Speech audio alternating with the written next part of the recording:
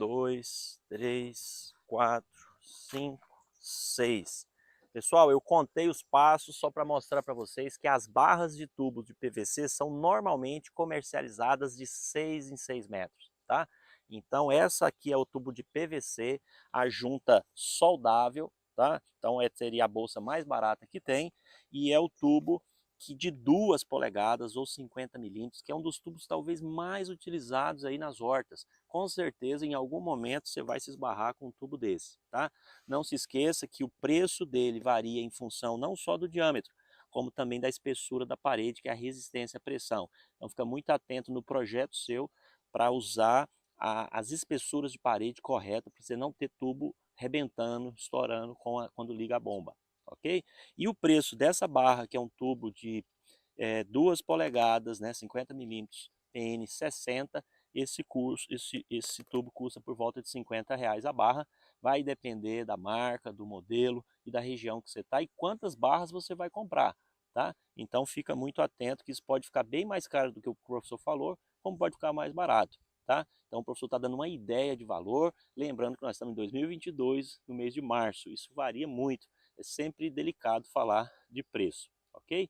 E aí veja, a dica enorme que o professor dá é relacionada ao diâmetro. Toda vez que você muda o diâmetro ou para mais ou para menos, o preço muda de forma exponencial. Então, se eu falei cerca de R$ 50 a barra de 2 polegadas, quando você pula para 3 polegadas, né, que é um tubo não muito mais grosso, o preço mais do que dobra, né? Então fica atento que isso vai para mais de 120, R$ 130 a barra. Então fica atento que isso é uma realidade. Então tente colocar o tubo mais fino possível, por isso fazer um ótimo projeto e não sair só puxando o tubo. Isso não é projeto de irrigação. Fica a dica do professor. Pessoal, estamos aqui segurando um aspersor, né? Esse aspersor low flow da Rainbird, um ótimo aspersor para usar em horta. Veja que a cor do bocal e a cor do defletor, que é a bailarina, define o espaçamento entre eles. Aí uma pergunta que sempre me fazem: professor, eu tenho que colocar muitos aspersores pequenos ou eu posso colocar poucos grandes? Então veja, cuidado com o tamanho da gota, tá? A gota é fundamental e quem decide o tamanho da gota é a planta, tá? A planta decide isso, assim como o tipo de solo, porque a intensidade de chuva que você vai fazer aqui não pode, em hipótese alguma, causar escoamento de água.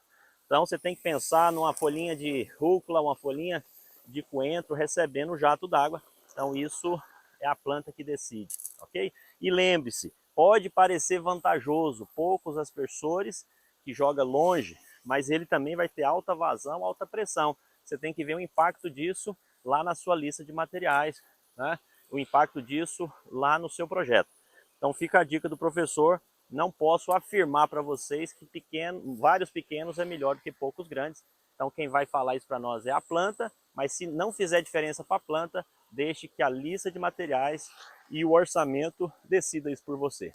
Pessoal, eu estou aqui no final de linha, no último aspersor do setor, e veja a pressão, 22 metros de coluna de água. E aqui no catálogo, ó, o catálogo traz que esse aspersor ele vai operar bem desde que trabalhe com 22 metros de coluna de água. Então o projeto está, ó, perfeito. Parabéns, projetista.